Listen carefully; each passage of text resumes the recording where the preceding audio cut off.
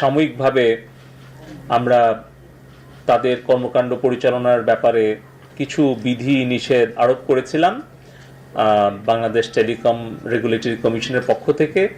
আমরা সার্বিক বিবেচনা করে আমাদের ফ্রিল্যান্সার, ই কমার্স উদ্যোক্তা, আমাদের ব্যবসায়িক সম্প্রদায় এবং হয়তো স্কুল, কলেজ, শিক্ষা প্রতিষ্ঠান এগুলো এখন সাময়িকভাবে বন্ধ আছে, কিন্তু আমাদের ছাত্র, ছাত্রী, শিক্ষক, গবেষক তারা বিভিন্ন প্ল্যাটফর্মে কিন্তু তারা শিক্ষা কার্যক্রম চালাতে চায়। সেক্ষেত্রেও কিন্তু ফেসবুক, টিকটক, ইউটিউব এই প্ল্যাটফর্মগুলো বেশ প্রয়োজনীয় প্ল্যাটফর্ম, এটা আমরা মনে করি। কিন্তু সাময়িকভাবে কিছু বিধিনিষেধ আমরা আরোপ করতে বাধ্য হয়েছিলাম।